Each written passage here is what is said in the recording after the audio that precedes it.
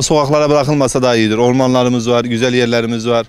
Yani böyle olması daha iyidir bence. Var abi, hayvanlara bakılabilir, barınaklarımız var, sahiplendirilebilir. Sahiplendirilmeyecek köpekler ormanlara bırakılabilir, ormanlarımız var. Ayağım şu anda yara, geçen gün motorla giderken 4 tane saldırdı bana, düştüm. Öncelikle ben hayvanları çok severim, hayvansever bir insanım, ben de hayvan besliyorum. Sokağa bırakılmaması çok iyidir bizim için. Çocuklarımız var, bizden habersiz işte dışarı çıkıyorlar, ailemiz var, saldırı olur.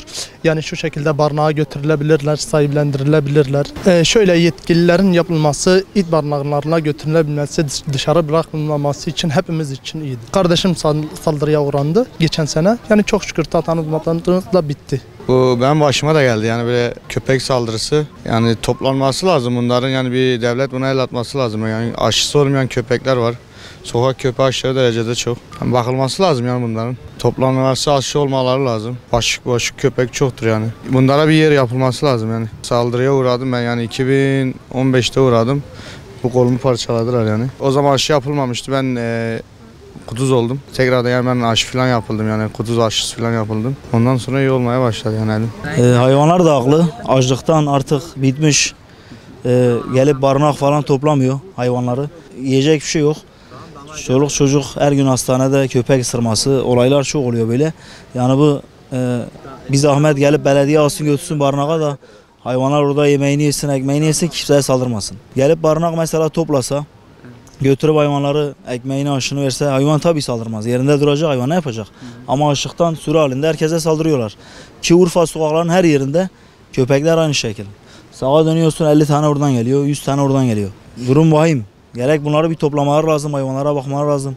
Yani yetkililere çağırım, gelip toplasınlar hayvanlara, gidip baksınlar. Yani yoksa her gün bir çocuk aşısız köpek bir ısırsa, ölse, bir çocuğu mabalına girse, yani kimse bunu kaldıramaz yani. Bir köpeğin saldırısına uğrayıp ölse, Allah muhafaza. Yani olan da çok oldu. En iyisi, en temizi yani gelip toplayacaklar. Hayvanları yerine götürecekler. Bir sürü barınak var ama içinde hayvan yok. En fazla 10 tane 20 tane. Hep kulağında küpeli köpekler dışarıda geziyor. Demek ki barınaktan kaçmış, ya salınmış ya da kaçmış ki dışarıda geziyor.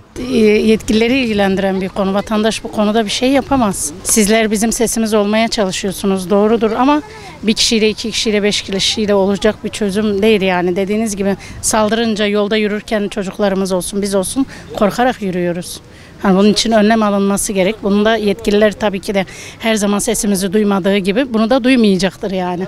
Yani önlem alsınlar. İş işten geçmeden, çocuklarımız hastanelik olmadan, biz olmadan önlem alsınlar.